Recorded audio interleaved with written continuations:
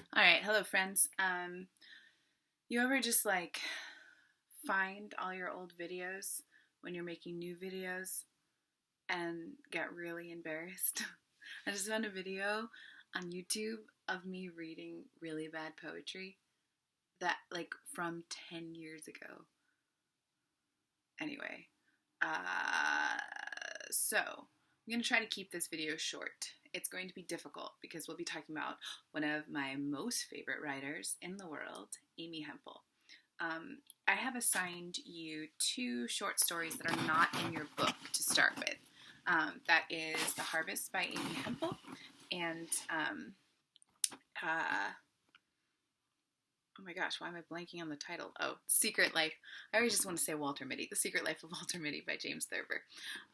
So both of these stories are really, they share a lot and they also are very, very different from each other.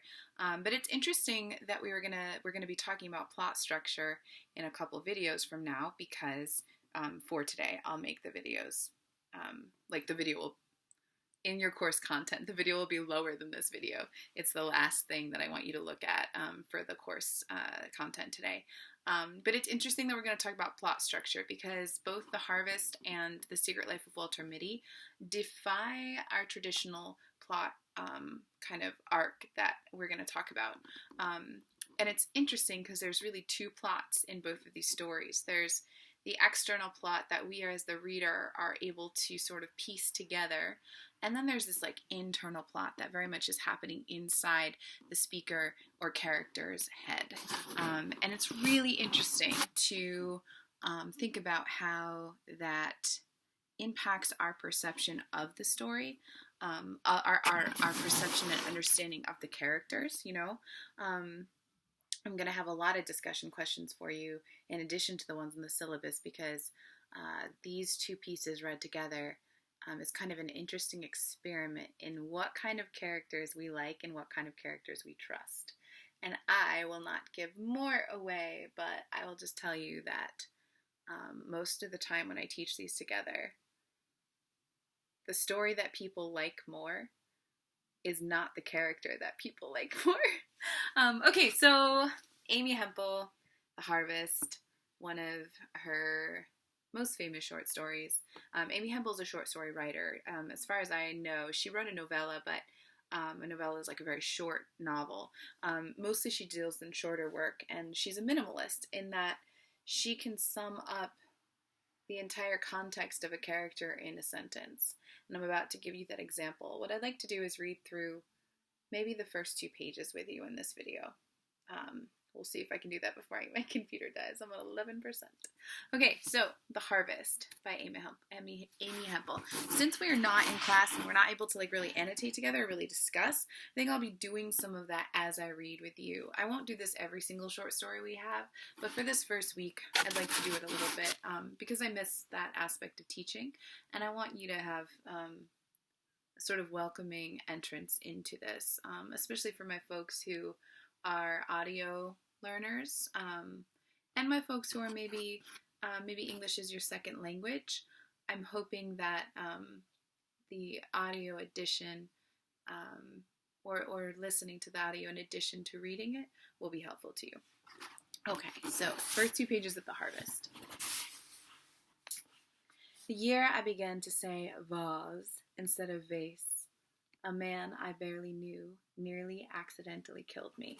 Right, this is what I'm talking about with her sentences that are so minimal and yet capture this entire world. She's talking about a specific age. She doesn't give us the age, but she gives us what's happening around her. So she's old enough to be aware of the way words are pronounced. So the word vase, something that flowers are kept in, can also be pronounced vase, which is a sort of more arrogant, elite, and aloof way to say it, right? And so she's kind of talking about that moment in life when we become aware of society around us, people around us, and like we think about how we want to appear, and we start altering our behavior to reflect the idea of the person that we want to project to the world, right? So we have a sense of what that age is. I would say that never really stops, but I would say that at 36, I am far less self-conscious about what I'm projecting to the world than I was at 26, in that ridiculous video I found of myself just now. Anyway, so Amy Hempel, in just small bits of language, in a short sentence, gives us so much information about the speaker. All right, moving on. The man was not hurt when the other car hit ours. The man I had known for 1 week held me in the street in a way that meant I couldn't see my legs. I remember knowing that I shouldn't look, and knowing that I would look if it wasn't that I couldn't. My blood was on the front of this man's clothes. He said, "You'll be okay, but this sweater is ruined." Once again, that line, that sums up a lot about the man too. We know 2 things about this man. He's holding her in a way that protects her from seeing her legs, which means they must be mangled, right? But then, so there's some care, right? He's considerate in some way, but then his words to her is that she's going to be okay, but her blood ruined his sweater. Maybe not the kind of man you want to keep around. I screamed from the fear of pain, but I did not feel any pain. In the hospital after injections, I knew there was pain in the room. I just didn't know whose pain it was. What happened to one of my legs required 400 stitches, which, when I told it, became 500 stitches, because nothing is ever quite as bad as it could be. The 5 days they didn't know if they could save my leg or not, I stretched out to 10. The lawyer was the one who used the word, but I won't get around to that until a couple paragraphs. We were having the looks discussion. How important are they? Crucial is what I said. I think looks are crucial. But this guy was a lawyer. He sat in the aqua vinyl chair, drawn up to my bed. What he meant by looks was how much my loss of them was worth in a court of law. I could tell that the lawyer liked to say court of law. He told me he had taken the bar 3 times before he had passed. He said that his friends had given him handsomely embossed business cards. But where these lovely cards were supposed to say attorney at law, his card said attorney at last. He had already covered loss of earnings, that I could not now become an airline stewardess, that I had never considered becoming one was immaterial, he said, legally. There's another thing, he said. We have to talk here about marriageability. The tendency was to say, marriage a what? Although I know what he meant the first time I heard it. I was 18 years old. I said, first, don't we talk about dateability? All right, so within basically almost 2 pages, we get her actual age.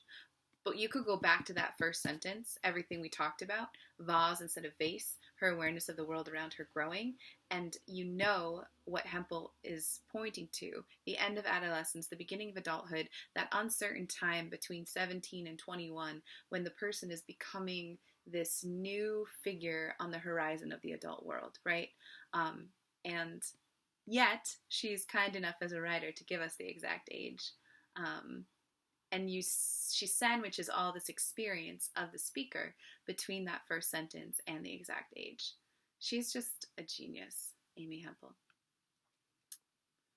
The man of a week was already gone, the accident driving him back to his wife. Do you think looks are important? I asked the man before he left. Not at first, he said. All right, that's where we're going to stop with Amy Hempel. So, as you are reading, let's go back to the syllabus. I gave you some questions I want you to look at as you read. Those questions are, what is reality? Who can we trust? When I say who can we trust, I don't mean who can you or I trust in our personal lives. I mean, who do we trust in these stories?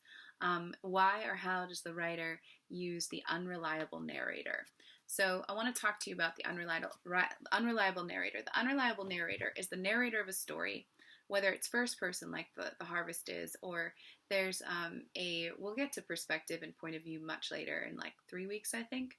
But this is a good tiny little mini intro to it. So in The Secret Life of Walter Mitty, there is the third person kind of localized narrator. So it's not we are seeing through Walter Mitty's eyes, but we also have moments of seeing around him as well.